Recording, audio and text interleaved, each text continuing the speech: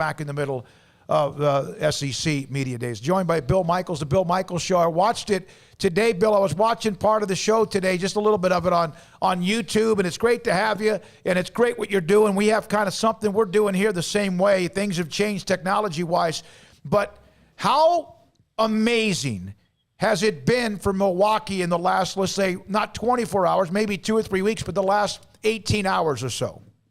It's been, what a ride. I don't even know how to describe it. You got to remember the history here, and if you're not familiar with it, I can give it to you in a thumbnail sketch. But basically, 5 years ago, there was a real danger of losing this team. Remember, we were talking about the city of Seattle taking the Milwaukee Bucks. The Senator Herb Kohl, who for a long time owned the Milwaukee Bucks, he made an offer to sell the team to Wes Edens and Mark Lazary, and under the stipulation they would keep the team in Milwaukee. But the caveat was that if they could not get a new stadium, a new arena deal done, then they were allowed to move the team, and the likelihood of it going to Seattle was very much in the optics. So at a last-minute vote, finally the state legislature passed the bill to be able to put the tax out there to build the Fiserv Forum. And at that point in time, John Hammond had chosen Giannis, and Giannis began to grow up. But the last 18 hours is the culmination of all of that, and this euphoria that is now rampant through the state of Wisconsin, not just Milwaukee, but Wisconsin is unlike anything I've ever seen, because remember, we haven't had a championship won on our soil since go back to the 50s when it was the Milwaukee Braves. So it's just been so long since we've seen something like this. It's just amazing. Where does Giannis rank in Wisconsin sports legends now? Boy, that's a great question, because you're talking about Kareem Abdul-Jabbar and Oscar Robertson and Robin Yount and Brett Favre and Reggie White and even Barry Alvarez when you talk about the University of Wisconsin. He's an unwritten story because the chapters haven't been completed yet. But what he did last night has certainly catapulted him, I'd say, to the top 3, top 4. And when you talk about legends, don't forget, you go all the way back to Lombardi and Bart Starr.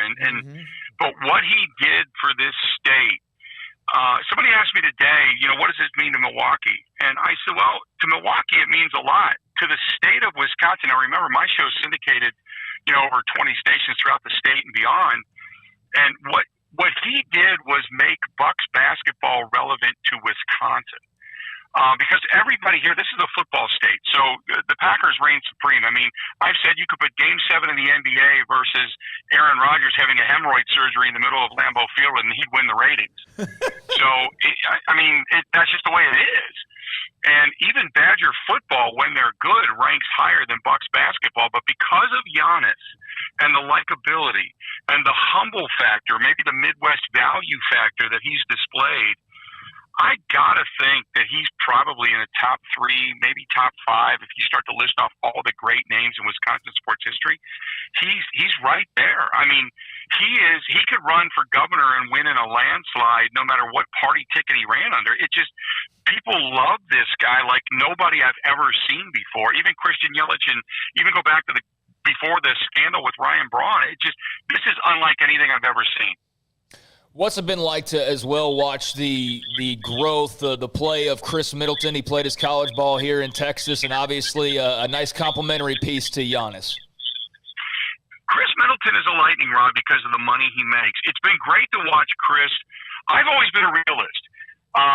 Chris is who he is. He's going to give you one night, he'll give you 34. The next night, he'll give you 12. One night he'll give you 7 assists. The next night he'll give you 14. He's been consistently inconsistent, but he's also given you big buckets when you've needed it. He's done he's not a verbose guy. He's not an arrogant guy. He's not an out there in the media guy. He's not a pound his chest, look at me guy. He just quietly goes about his business and plays extremely well. So, but I go back to when Giannis, when they let go of Jason Kidd, and they were going to bring in Budenholzer. What they did was brilliant. They called Giannis and said, hey, we'd like you to meet with the coach. And Giannis said, Chris is my friend. I want Chris there too. So Chris Middleton and Giannis sat down with Budenholzer, and Budenholzer talked to them and convinced them to to basically say, put the good housekeeping seal of approval on me. Well, when they did that, Chris Middleton made a statement after it, and I thought it was brilliant. He said, we like this guy. He's our coach. And he said, now we have a vested interest to make sure that he succeeds. So you can't just blame the coach for X's and O's, because we believe that this guy can get the most out of us. So if you're going to fault him, fault us too. And from that moment on, they've all pulled the rope in the same direction, and I think it was a brilliant move.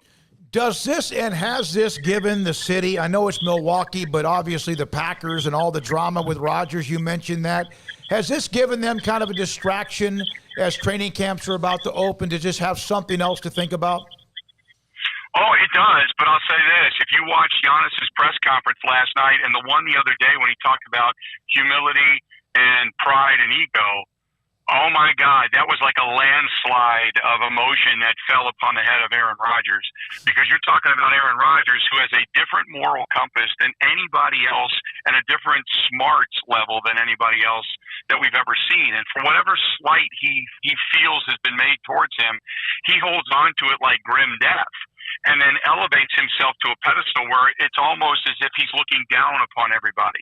Whereas you've got a guy like Giannis, who just talks about getting he played basketball because he wanted to get his parents out of poverty. He wanted to bring his mom out of the streets from selling trinkets on the street. He wanted to bring his family here so he could play basketball, quote, for his family, where Aaron Rodgers won't even talk to his family because of a perceived slight.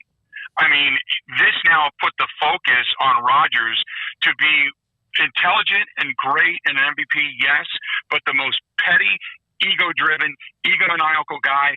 Don't let the door hit you on the ass on the way out. And that's what a lot of people feel now after looking at Giannis winning a championship versus what Rodgers is doing to this franchise. So, yes, it's taken our distraction away for a brief period of time. But this morning already it was, hey, after watching Giannis, that's the way a superstar is supposed to be.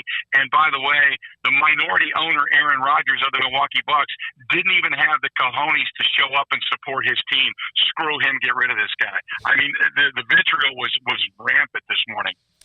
Giannis, had the opportunity to go jump and be on a super team. And signed his extension and was emphatic about how much he loved Milwaukee. Now, granted, that can change in 5 years, and maybe he wants to go somewhere else, but he really does seem like he's embraced that whole, like, living the whole Milwaukee, the Wisconsin experience all together, hasn't he? Absolutely. And one of the things that we tend to forget, when we look at players, we look at them as commodities. This was a kid that was a scared, homesick kid. He was glad to be in the NBA, but he was afraid and he wanted to go home. And John Hammond ended up sitting with him almost like a surrogate father after he drafted him as the general manager of the Bucks, and basically kind of became his dad. He started doing stuff with him, taking him to restaurants, showing him around town, taking him to buy clothes, hanging out with him just to talk. And then the Bucks made a brilliant move. They said, we'll take care of your family. We're going to bring him here. Once they knew that Giannis was in it, that they said, okay, we'll bring your family here. And that's why I knew Giannis was never leaving, because the Bucks went above and beyond. Other than just drafting him and making him a player and a commodity, they took care of him and his family as a person. And Giannis never forgot that. And so all he said was, guys, just make us competitive. I'll win you a championship, but just make sure that we're competitive, and I won't go back on my promise to you. And he hasn't, and that's why I knew he was going to sign the Supermax. So, yeah, he could have gone anywhere, but he was completely loyal to an organization that was loyal to him. Hey, Bill, I'm watching what you're doing. You're syndicated. Good for you. We saw you at the Super Bowl Radio Row many times. Good work with what's going on, and good luck going forward as well. We appreciate your time today. Guys, love talking to you anytime. I appreciate it, and thanks so much, okay? Milwaukee and Wisconsin radio talk show is, like you said, 20-25 cities syndicated. YouTube, like we are, among some other things. Bill Michaels, one of the best in that area, covering the Packers, but also the joy, there's that word, Milwaukee feeling what maybe a lot of Baylor fans felt when Baylor beat Gonzaga to win that national title.